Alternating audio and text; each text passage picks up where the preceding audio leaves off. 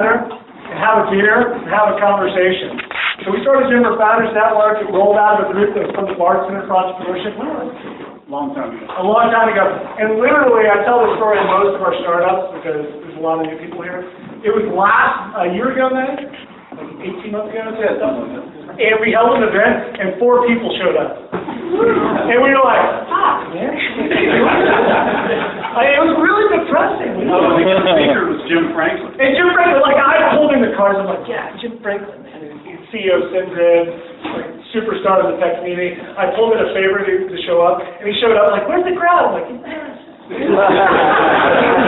was awesome. He hasn't agreed to do our event. So Josh and I, we kind of got behind this thing, and we started having here at Uncube. Big round of applause for Uncube. Miss Krista Hall. Tell us what you've done. Hi everybody, I'm Krista. I'm the founder of UG Miles. We help frequent flyers and loyalists manage all of their loyalty programs in one place and find ways to earn and redeem them for free travel and all sorts of things. So, it's been an incredible week so far. It's only day 2. I have to continue easy on the drinking.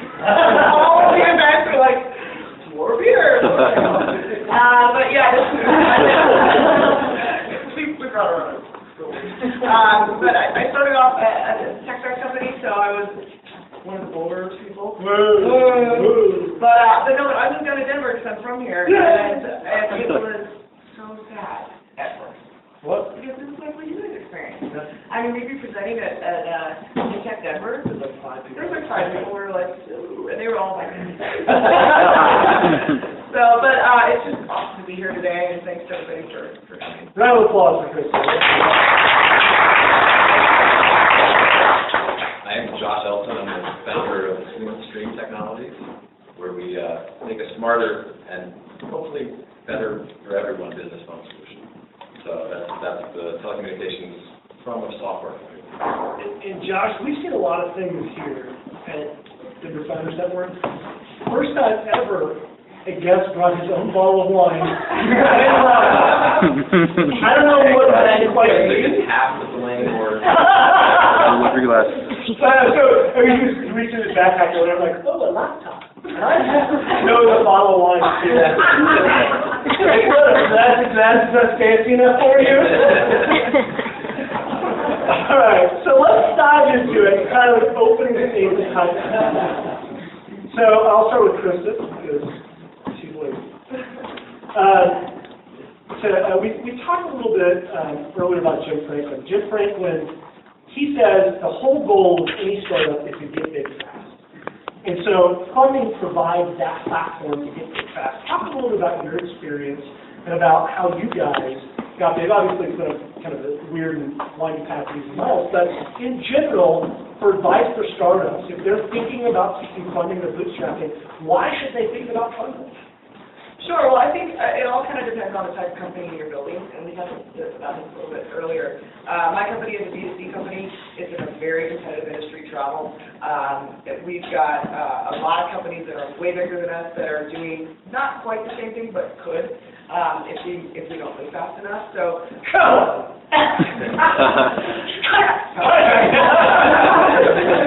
But so for us, our vision and what we need to build in terms of our product is bigger than what we could do. Could have done this. Yeah, with the bootstrap. Even though we did bootstrap for a while, so I come from both worlds. Yeah.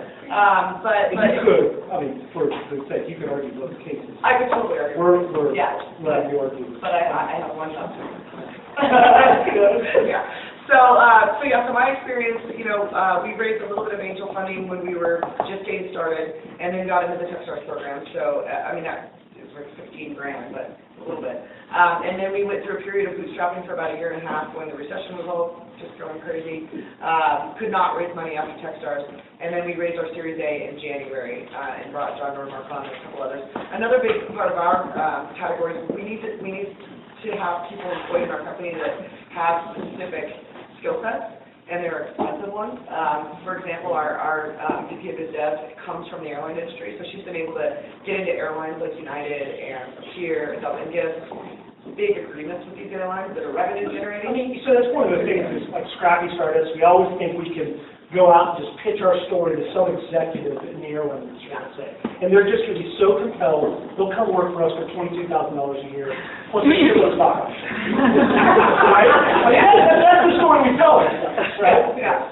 That's not the case, though. It happens, yeah. I mean, it just doesn't, it doesn't happen. But it didn't happen with us. We actually had been talking to airline execs from all over the place, and we just couldn't get any of the budge for what we were able to pay them at the beginning. So, and honestly, she has been worth what we're paying her, but we couldn't, that's not a bootstrapping. What caused that glitch? What got her? Was it the funding, the ability to just pay Well, and we're still not paying her.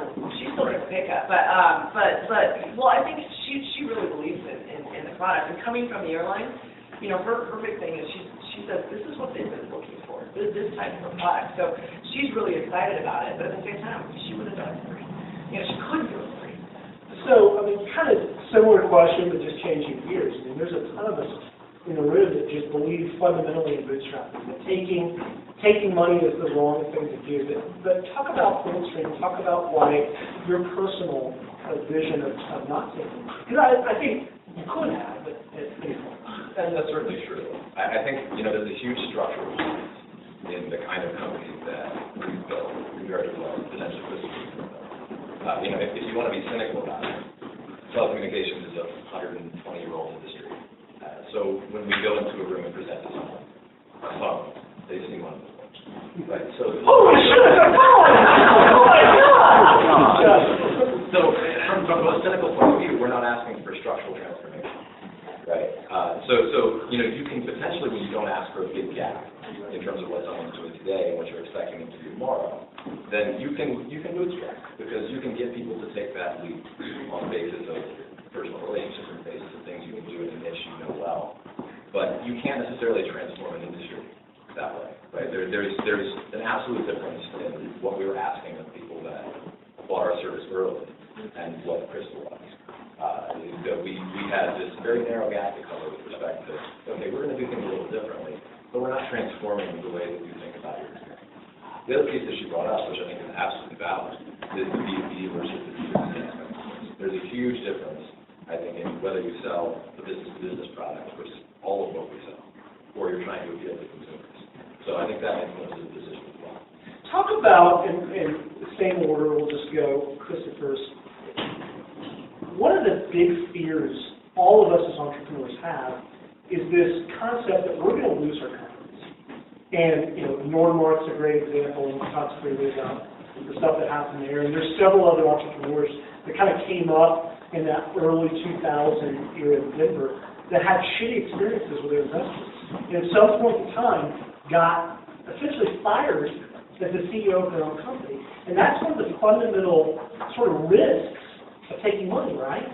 So, I mean, talk about when you made that decision, was that part of the decision-making process? Early on, it wasn't, because I was just not. So happy to have a salary? Well, this was before the salary. This was when I was trying to get my fucking salary. Yeah. This was when I was, you know, tracing down Sand Hill Road. I mean, I would have given away, I can't even imagine if I got funded that stage. I would have given away anything. Because I was selling 95% of my company. Go! I was like 28. I had no idea what I was doing.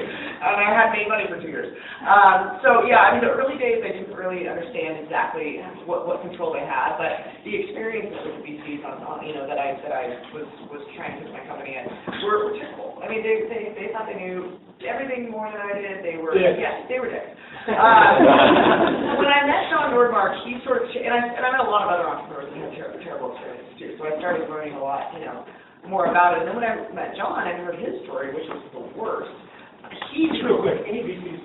Okay, assholes. I have very wonderful VCs that are in my company now, but some of them were scary. So, and the ones that worked with John were scary. So after hearing his story, I mean, he didn't want to raise VC money. He was just, you know, but then we ended up taking kind of friendly VC money. And I think it's all. I mean, you need to stay in control of the company. You need to keep control of the board. You've got to just make sure that it remains yours. And that's what you want to do. And the question to you, so you are the judge, jury, and executioner of your company, right? I'm also a janitor. I mean, but it's a really interesting thing because the flip side of that coin is when I don't know what I'm doing, I can pick up the phone and call somebody with a vested interest in my company, who at least in theory has a vested interest in helping me be successful. You didn't have that. No. And that's still probably one of the biggest challenges going out of the book, is we probably joke about this. I shouldn't say this to my employees in the room, but we don't have a ton of adult supervision, right? Yeah. You are like the positive side is you are in control of just about everything you could possibly be in control of. The downside is that you're in control of. And that has its downsides too. So that is, if you're going to bootstrap, you have to absolutely find a network of people and people that have done it many more times than you that you can go to and say, I'm stuck, or here's a problem I don't want the rest of the world to know about, but I need to talk about it. And so I think that's important.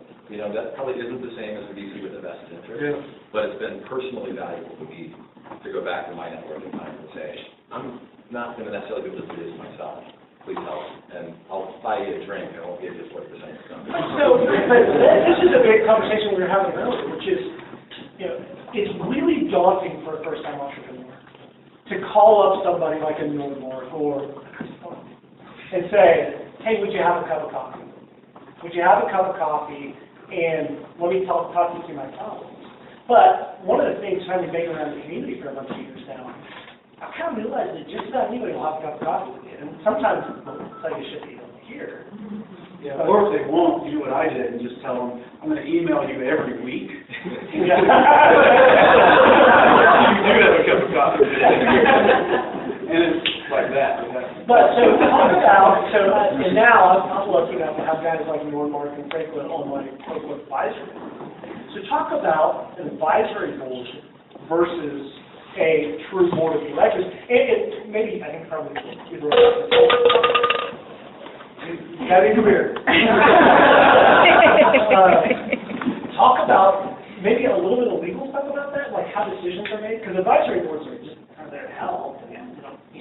Yeah, the one thing I've learned with an advisory board versus a board of directors is you have to really engage your advisory boards. If you don't really engage with them, I mean, they'll just kind of take it and you just don't ever hear from them. Board, you have to have a board meeting. So your board of directors, they have to come, and they. You can't hide. You can hide from your advisory board. You can't hide from your board of directors. But I'm trying to say that you shouldn't hide from your advisory board. You've given these guys options to be on it. I mean, there's we have a. Did you give options? I mean, not everybody gives options. You did. Yeah. So did you give options? No. No. So talk about that. I mean, like, what was that decision? I don't think it was explicit. There is a certain territorial control aspect of this from my point of view. I did want to lose control, and I felt like I had to do that is a double-edged sword. You can live and die by it. And I think, as I've matured and as I've done this, like you realize where your limitations are and you start to seek out help. That doesn't mean I've given options yet, but it probably will happen. The fundamental structure will change. By the way, I literally will continue asking questions because I find it fascinating, but it's up to you guys to throw up a hand, let me know. Yeah? Well, on the topic, I tried to help a tech startup company raise $1 million and found them investors willing to give them $1 million. And the feedback from them was, I can't lose control of my board. Nobody would assume that for $1 million to raise a company that you lose your board. But they weren't even willing to be on footing and people willing to give them $1 million because they can change the charter tomorrow and take away all their rights and basically screw the investors. Nobody thinks that way except people with money. So how do you manage an investor's expectations where how do you give them comfort that you're going to be fair to them in exchange for $1 million? I think it's a big question, the trust question. Because, again, particularly, and I think this is a specific Denver problem, is because a lot of us that have come up in sort of this generation of entrepreneurs have basically been told, VCs are assholes, they're gonna take your company, stuff like that. That's not always true. Not at all, because our VCs are awesome. But it's a trust question. But it's, so you're asking how we, I have no idea, two complicated, shorter questions. okay. They said they wanted smart money. Smart money wanted equal play. In the end, they would take any money as long as they had control of the board, so they actually wanted dumb money. How would you coach them differently? Because they end up not really. Great question. Yeah, no, that is a really good question. I mean, one thing, we don't want to lose control of our board either. So John and I are really aligned. Our VC has a third seat, in our board. But there's certain, I mean, when they're giving you $1 million and want a board seat, that's pretty reasonable. And I would always take smart money over dumb money. I just always would. If you're going to have to give a board seat, if there's two founders on that team and you're giving one more board seat, if you still got control, as long as you don't, have a dumb co-founder. There's 4 people that were here when Krista was here last time. They all laughed. Yeah. But I think that, talk through a little bit about the mechanics of that, because you hear, so if you watch this Shark Tank, like awful fucking show. Nobody. No. I watch, I like to see people pitch. I literally turn the station when they start ripping the entrepreneur parts because it makes me feel awful. Yeah, I like to. But they always go, 51% for $5,000. So I want to be so badass. I'm going to make you a bazillionaire. So, talk about the mechanics of that. How do you make sure you are in control of your board? Well, I mean, for me, being a first-time entrepreneur, I just got super lucky because by the time we actually were able to raise the Series A, I had a little bit. And so he had already been burned, so he already had learned the hard way. So he was like, hell if I'm going to make you learn the hard way. Yeah, so we were really, really careful. And then the other thing that happened with us is we didn't even talk to VCs that weren't like friends. Just by the way, you guys, who's John Nordmark? John Nordmark is the CEO of Eugene Miles, and he used to be the CEO and is the founder of eBags. And he's just got a really great story. He grew eBags over $100 million in revenues, made it through the .bomb, and it's sort of one of the early success stories in Colorado. I'd say probably the biggest. Yeah, probably the biggest. And and he's just got a great story, and he's also just a good guy. He's generally one of the nicest guys. He's one of the nicest guys ever, and he likes to give back. How together is your co-founder, Kristen? What's that? How together is your co-founder? I actually met him through a mentor round of Techstars, and he said, you got to meet John Nordmark. This is in the doldrums of the recession, and we were literally on fumes at this point. And so I met John at Starbucks. Shocker, if you never met John. At not Starbucks, and we just had a great, I just pitched him, and I was at this stage pretty desperate, and just desperate for somebody to kind of understand the vision. And the first thing he said to me is, we can't let this die. And I was like, yes! We want there! Did you hug him? I probably did. And so he came on board, and he came on board first as an investor, and then he was working with other other small companies. He had started a company that was mentoring and financing other small companies, and he started working with us more and more, and it was my own little strategy of just all we had is the same fucking strategy, but you won. We're all like, oh, we can just keep doing it. You know, I can work a little bit more. Suddenly he's working, 60 hours a week. I'm like, shit, just come on. I know you don't want to, but really don't. After it's all said and done, let's say you're starting another company, totally different industry, would you do VC again? Great question. Would I do VC again? Yeah, because here's the other thing, too, and just if I may add on your question, is there's this notion that once you are successful, like you're in Nordmark, you can walk into any VC's office in the country and get investment. I mean, I think that's a fair thing, right? Yeah, maybe. So, but you've got guys that have already sold the company for $1 billion, and those guys don't necessarily need the money. So you're not quite another cider yet because you haven't sold your company for $1 billion, but you guys are successful. And so now, as another cider or close to another cider, would you do it again? What would you do if you were starting another company today, and you've already sold Easy Miles for $1 million? Yeah. Because I bootstrap a little bit.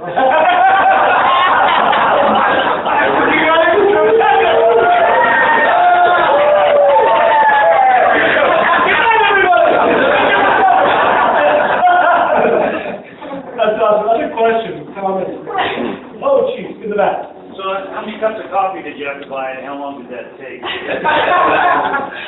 Oh, boy, lots of cups of coffee. No, we knew John. Yeah. Yeah, no, well, we just started working. He first actually asked us if he could help us raise money. And even he couldn't do it that way. That's how bad it was. And then he literally asked me if he could give me money. I was like, John. Like I wouldn't say no to that. So he became an investor. It took about 6 months of... Ladies and gentlemen, hold on. I don't mean to interrupt. A slow, dramatic clap for Eric McKissick.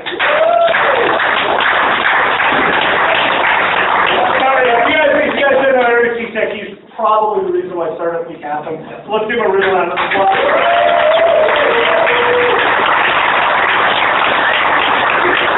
Well, let's be very, very clear since Chris set the stage. The reason Startup Week happened is because all of you are here. Hey! This Startup Week was ready. All right, very good. So, but I want to shift, and I'm sorry for this, I want to shift the conversation, which is, the problem about bootstrapping is it fucking sucks.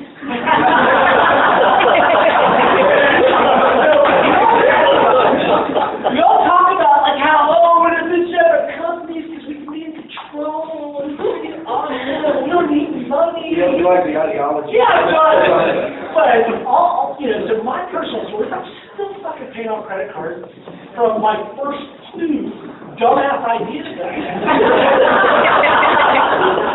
So, I mean, it's painful, right? It certainly is.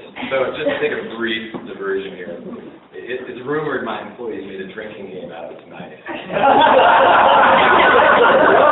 And there may be several keywords that if I say, they're forced to drink, so I'm going to hold the audience accountable for making sure they do. But it's true. I mean, it does sort of fundamentally leave you hanging. And there have been moments where you could calculate your life expectancy, your bank account balance divided by the cost of ramen noodles, and figure out how much. Carry the wall. So yeah, so there is, and I think you have to be prepared for the software. And the flip side of that is you have to have an idea whose life expectancy has a critical path to profitability that's something less than what you can stomach, right? And so that's pretty much what we did. And to be honest, and I think this is an interesting part of the saga for us, is we've been around since, in earnest since 2009. And that first year, if you asked me to come shovel your driveway, I would have happily done it. Along with many other unpleasant things. Just because that was right. And so, even to this day, the culture persists somewhat to do things that are not core to my business. And so, we're a technology company with mostly a software platform. We do an awful lot of consulting. But it's hard to turn away from somebody who's going to pay you real money. And that's the legacy of someone that knows the price of ramen noodles very well. Yeah. You're not necessarily willing to turn away the possibility of revenue, even when, if you had a focus, if you were forced to have a focus by a board, by a venture firm that had a specific direction they thought it should go, you probably never would have been there. Yeah. But we were, and to some extent we still are. I mean, that's such a tough deal, right? I think all of us that have been down this road have this concept of, this is what I want to get to. And somebody comes along and goes, I'll pay you real money. Not quite for this. Yeah, do you guys have that? We have that. No, it still happens, right? Well, how do you keep your focus? We talked to one to fund us for a agreement. They want something else. Oh, good. That's true. But I agree, in our bootstrapping days, we were doing whatever anybody that was going to told us to do. I mean, and so we were losing focus, we were going here, we were going there, and it's just, I think if you really know where you want to go, and you have VCs or angels or whoever that are willing to support that vision and help you get there, it's always better to have some money. But that's the heart of the big question though, right? Is because we all believe in this lean startup. We all believe that the customers are going to tell us where to go, right? But a customer tells us where to go, and it's not where I want to go. And you have no money, so any money is relevant, right? I would say this about it. When I look back at 2009, like 2010 in particular, what we did that would have not been considered core to our business had a huge payout. And it wasn't a direct payout. It was education in the industry. It was direction in cloud, which was just a emerging at the time. It was being in front of CIOs of big companies who said, hey, this is what we're thinking. Why don't you do that? And so, it might have been walk on my part that it worked out that way, but it was a huge leg up in practice when it came to what we eventually launched. We launched our flagship product in early 2010.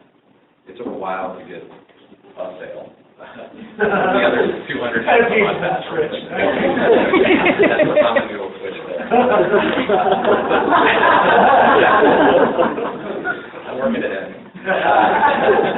But beyond that, we would never have been at the place to launch in 2010 if we'd not had 2009 to be in front of customers that we wouldn't probably have been in front of if we'd gone to pitch an idea. But we went in and said, we can do this for you on sort of a one-off basis.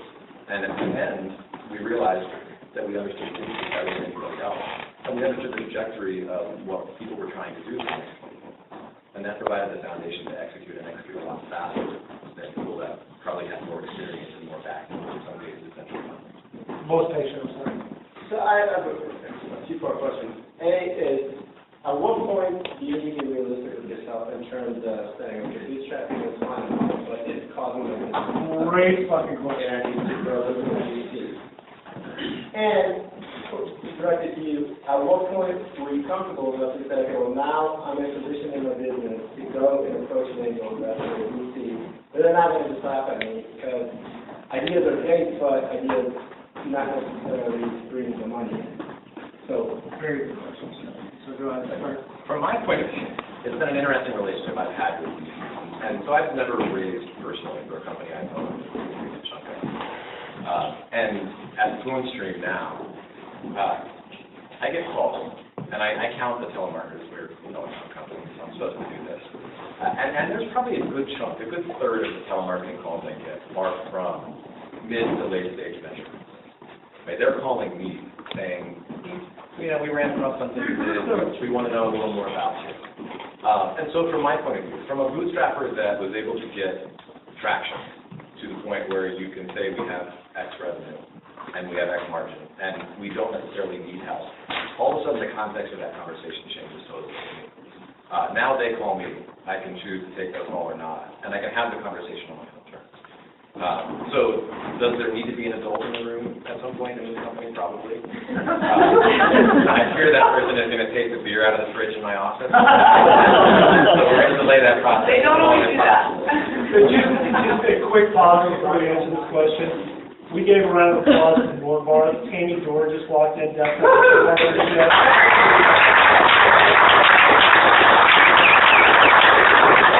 probably the other half of the reason this sort of thing happened. So answer that question. So when did you know you were ready to go pitch? That's a tough question. Yeah. I had to start pitching on day one. I had to pitch the dream because one thing we talked about earlier, if you're not a technical co-founder and you're starting a company that needs a technical co-founder, you either need to find one or buy one.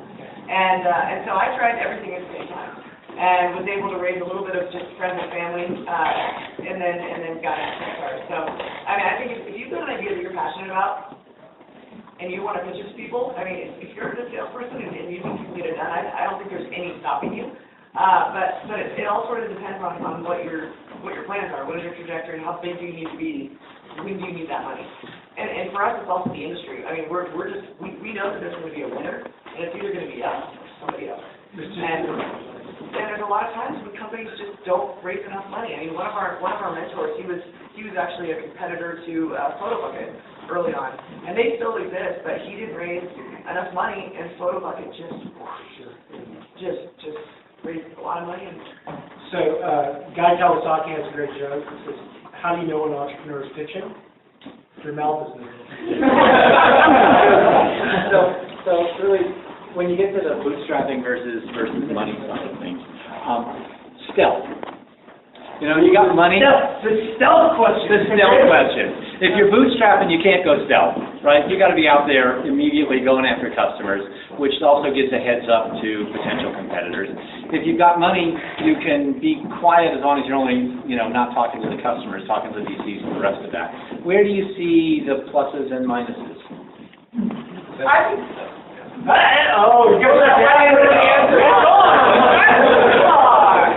I would say since 4-letter words are all right tonight. Fuck. stuff. Yeah, I totally agree. To me, this is the biggest nonsense that anybody's ever perpetuated in this industry. And the fact that it's lived as long as it has, I think speaks poorly to the industry as a whole. One thing I think though you could, I think you can speak to that a little bit, and there's some components where people have an idea and they're trying to get on TechCrunch, right? They're not trying to go build a business, and there are plenty of entrepreneurs out there building businesses with customers that aren't trying to get on TechCrunch. So are they stealth because they're not trying to get on anybody's radar? But I think the notion behind the stuff is that there is something fundamental that if only they discovered it, they would just do it faster. And to me, that's really belying the complexity of what really matters to business. What actually makes it stick and what actually makes it interesting to people is the engagement that you build around the brand and frankly, what you can sell. And that has nothing to do with bringing a product to market masterfully. If you're going to build a teleportation business, come talk to me afterwards. We do sort of that. We put your product out there, and we talked a little bit about how users can influence the course of your business. So those of us that have been around Founder Institute, and there's a few of us in the room tonight, this is a direct quote. Your idea is worth shit. Zero. And it probably is shit at first. So if you're just going selling on people and you're not getting any feedback from anybody on the outside, I mean, I can only imagine what my thoughts would bring today if I just didn't tell you guys about it. It's going to be terrible. It's going to be dripping. It's the worst product on earth. So one of the things that I've realized is this concept of 12 monkeys. There's 12 other people actively working on whatever you're working on at any given point in time. So you can't be stealth, because if you're in stealth, you're not talking to your customers. So it's a great question. Talk about the idea concept, and let me just pivot just a slight bit. Talk about the idea concept as far as funding goes. So in an idea, lean startup movement, all that, I'm going to go out and iterate versus an idea that I fundamentally need to raise capital on that. So certainly. So what ideas? The idea, because you know that there's competitors. So, and I think that we all agree, the competition in the space validates you have a business. Okay, but taking that idea and then trying to form that into your unique space and going out and trying to find funding. Yeah, I mean, for our company, we're building a pretty complex product. So it would be really hard. Well, I tried it, and it didn't work. We tried to build this product real cheap, like with guys off Elan, so it was terrible. It didn't work. I'm not saying that Elan won't work for some people.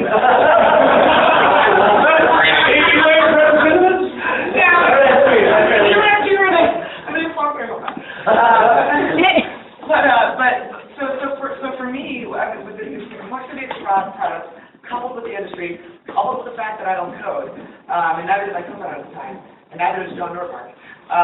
Although I keep telling him just to learn it, because he's got so much time on it. But yeah, it just made sense for us. But I think you have to. It doesn't.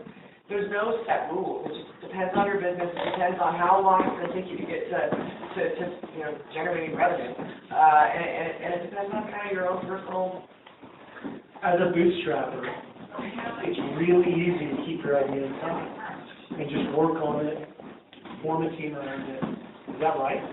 No, I mean, and it's kind of the lean startup fashionable now to tell this story, but there's a variant of it that does work in my case. We launched a product and several products thereafter that were probably embarrassingly poor quality. And we make phones ring, which is rocket science. But it wasn't, you did it our way. Can you speak up a little? Yes. So, I think what we learned in the medium term about product development and about what it took to get a product to market was that what people bought when they bought our version 1 platform was often not what we thought they bought, right? What we thought they bought was something that made a phone ring. What they bought was the vision of the universe that we sold them. And I think the key part of that was the fact that we didn't sell them that, right? I think as a bootstrapper, the number one thing that I didn't know I needed to know how to do that now has consumed everything else that I might have otherwise done is you learn how to sell, right? And you learn how to rapidly adjust what you sell on the basis of customer feedback. So we couldn't afford to be the billion-dollar company with a bunch of resources to figure out what people wanted. we would put something out there. We put it out there in earnest with, my personal cell phone number. Promise. It's not just the wine talking, it really is in earnest. I will back him up on that one. Just that one. No, but you put something out there in earnest, right? And you rely on the trust that you've built, that frankly was sold to say, this matters and this matters and you will stick with me even though we're not doing some very basic things right. And I think that's a key lesson for me, was you have to be out there in front of the customer selling it. And that's why stealth doesn't work. That's why other concepts that really separate you from really short feedback loops, to me, at least for what we do, don't work. How long, each of you, from like idea to first revenue, right? What's that, can you talk about that period of time? Because I bet it's pretty different. Yeah, I mean, for me, it was a while, because we kind of built a prototype, got into Techstars, kind of pivoted a little bit from our original idea. The prototype, by the way, was built, mostly by T-Liz. And so only now we're really kind of getting into our groove. Right. And starting to figure out, revenue is starting to come in and starting to figure that all out. But we raised our Series A before we had Yeah, and we were months before we were shoveling rocks on driveways for revenue. So you have to get the revenue quickly. Right. That's what I was saying, and I was thinking, like, it's B2B in your sector, you can create a product and get to revenue quickly. Big, complex consumer-facing product, much longer. The joy of sitting where gosh, we just get to ask questions. But no more questions from us, we'll just go on. Yeah. So what do you do when you have a big partner? I mean, sometimes, if GE is your customer, you actually end up working for GE. You've talked about sort of one-off, one-time sales. What do you do when you're the little guy in the conversation? The one customer is the customer. I mean, yeah, so they sort of move your vision even if you haven't taken funding. They decide where your product goes. Great. Maybe that wasn't here. They move it with funding, too. I mean, we're talking to, I've got one in my head, but we're talking to several, one major. And their vision is, it's similar to kind of our vision, but they've got, what they want is a little bit different than what, but it's, these big companies, they have so much pull, they have such a large audience, and they're willing to open that up to us, and so it's difficult. Like literally you see dollar signs just floating in the air. Yeah. So but you have to, that's what goes into having, literally, we talk to our VCs about it. That's why in my world, I'm sorry I talked poorly about them earlier, but my VCs in my company are great. And they bring a very different perspective, but they're smart people, and most of them are. That's why they are where they are. And they're not there every day. You definitely don't want to office with them, but having them in, every couple of weeks or so is extremely valuable to the company. So those are the types of things I discuss with them. But I don't think anybody is acceptable from the allure of having a big company that wants to get better. Yeah, no, I would completely agree. I mean, I think it becomes a question of strategy, and to some extent what you're willing to compromise, and what you can get out of it, right? So, most of the relationships we have are companies 100 times larger than ours, most of the significant ones. And so they will push, and their CEO will call you and say, just do this. And it becomes an internal decision to say, does this align with the vision? Did we have a vision to begin with? and really, where do we want to go? So, we'll take that on a case-by-case basis. I will err on the side probably of doing it, because the revenue is nice, because the exposure is nice, and because frankly, sometimes they do know the market, but there's times when definitely walk away. Yes. Me. When you're bootstrap, you get a really limited opportunity to get help. And if you're looking for a coder, how do you know when to get the right person, how to get the right person, because you're only going to be able to afford them once? It's a great question, too, because we always have this notion of, like, particularly as non-technical co-founders that are trying to found a technical company, we go out and we just pitch somebody, and somebody goes, yeah, sounds interesting, I'll code on it. And you're like, yeah! And it turns out that person's a total douchebag. You know what I mean? So talk about kind of this. So this is really going to be my voice, but they've all heard it before. So I'm technical, so I'm a coder, and there's probably a little bit of technical knowledge that helps me make a decision. But every one of these guys that I've hired that are here tonight will tell you, the first two things I tell them on the interview are, I'm going to expect things of you that are going to be much more, perhaps, than you might get from the next guy during the interview. In tandem, I'm probably also going to pay you a lot less.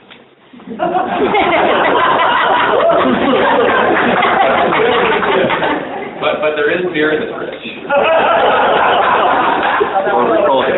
I say that half in jest, but I also say it because it's fundamentally a truth. Sorry, the beer's over there. Feel free to get up and walk across and get beer. Please, if you have a dry cup, go get it.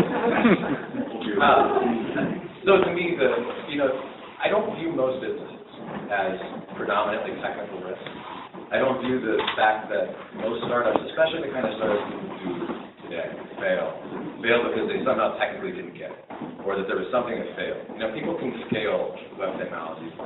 People can make a mobile app work for a million. What you have to find, I think, is a culture of dedication, people that are willing to put the time and effort in, and they're not doing it for a paycheck. And none of them ever will. And if they are, that's probably the wrong person.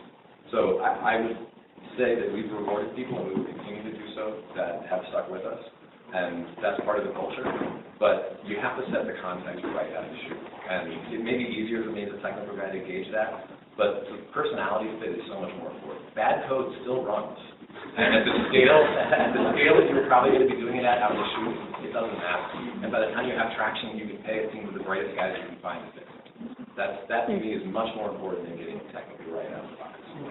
Intrinsic motivation versus extrinsic motivation. But I think, what's happened to me in my past, and I don't have the technical read on people, but I certainly have the character read, is I've lost a couple of good guys because they just couldn't do it anymore for free. It's just like, I gotta get, and it's either pressure from a wife or, and so that's a sad part of bootstrapping, and I was there too. I went through, I was a year and a half without making a single penny, and I couldn't do it anymore. I was in such and also paying for stuff like that too. I was in such massive debt I had to go back to get a day job.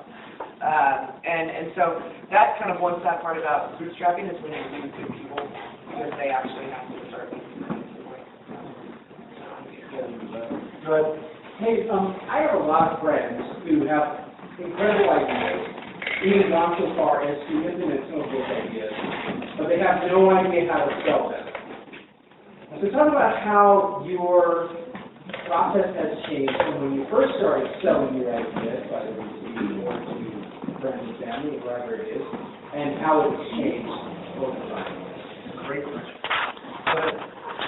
Well, I think at first we really were selling a dream. We didn't have any kind of metrics, any data, anything to support sort of the vision. So it was a tough sell. And it got us, got us to TechStars, and it got us some early angel funding. But now, when we're selling to investors, we actually do have traction. And we've got a little bit, more. We've got some partnerships. We've got actually people that pay us for, doing things for them, sending traffic and stuff. So, we're starting to. We're not only selling a dream anymore. We're actually selling, reality. But of course, there's still that dream coming. So it's funny. You talked a little bit about it earlier. Is that Bart Lorraine, who's CEO and founder of Full Contact, and we had this conversation with him. He talked about how many notes we had, like 116? 126. Yeah, 126 before the first guy said yes. And I said, that's incredible. It's an incredible story of resilience as far as pitching. He pitched 120-something investors before the first guy said yes. He said, to be clear, I wasn't pitching the same thing over and over again, right? Which is smart, right? Because we said, resilience, you don't have to go on. But talk about, as a bootstrapper, investment, it wasn't you pitching investors, you were pitching customers. How did you adjust that pitch? No, you have to, right? I think that comes back to the vision and what you think you sold versus what you actually sold. And we missed on that for probably a year of understanding why did they buy, right? They stuck with us work it did. And so, yeah, I mean, I always come back to, I think the entrepreneurship community in general underemphasizes the value of self. Like we don't put enough emphasis on the fact that product matters, and it always should. The idea is important, and everybody wants to pitch an idea. But how you execute on it, and predominantly how you execute on that through the sales process, is what determines whether you sink or fall. But you're a tech guy, and you're a film. Tell them what you told me earlier. What I said earlier. He's like, I don't know if I'm going to code again. He's better salesperson. But you get these people to go, listen, I fucking code. That's what I do. Customers scare the shit out of me. No, and then my advice would be this is probably not for you. That's a frank assessment. It is hard. You know, there are people that need to code, and that's great. But if you can't survive in front of the customer, if you can't deal with the grilling, if you can't deal with sort of business issues, then write code and be happy. Right? There's plenty of places to do that. But this is there are not businesses that sink or die on amazing ideas. And your idea will and can be copied fast, probably by people that are cheaper than you. That's Did you say that again? Your idea will... It will and can be copied, right? And maybe by somebody that's faster than you, that has deeper pockets, that can execute faster, that can put an organization in place faster than you can. So you have to rely on something else, fundamentally, whether you bootstrap or not, to make this thing float over the medium term. And to me, that's very much the relationships you build. And even in the internet era, even in a lot of B2C, even in a lot of just download this app and magic happens, there's still a personal touch that we've built into our product, even people we've never met, that's fundamentally a differentiator in how we do it. So. This is a good question. If you're technical and you're the CEO, Go ahead.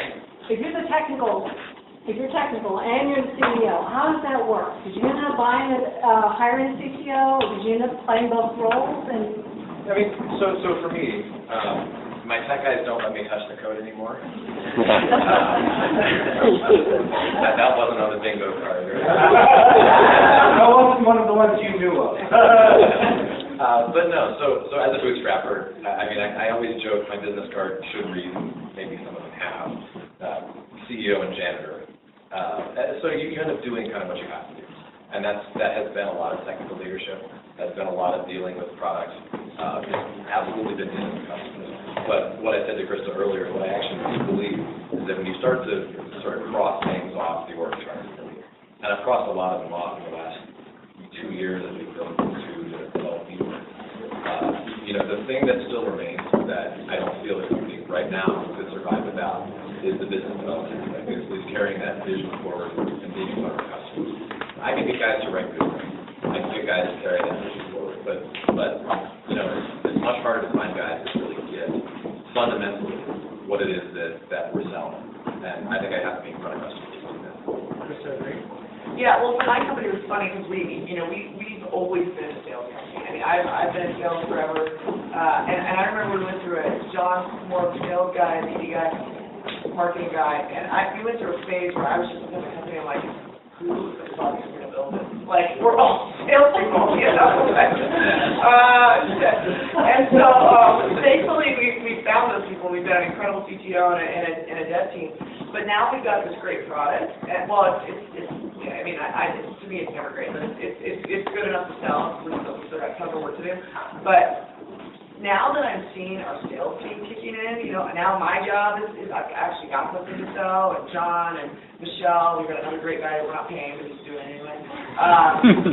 Yeah, don't tell me that. Awesome. But we're starting to see the sales kick in, and it's starting to become the most important component of our company.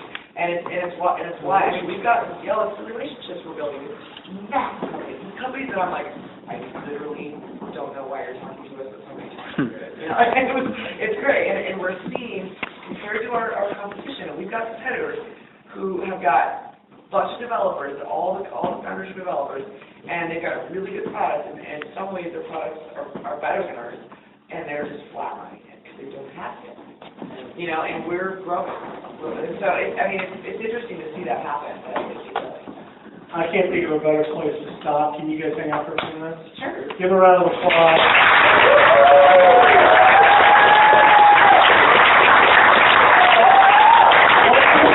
Before we go, Member Founders Network is not going to happen.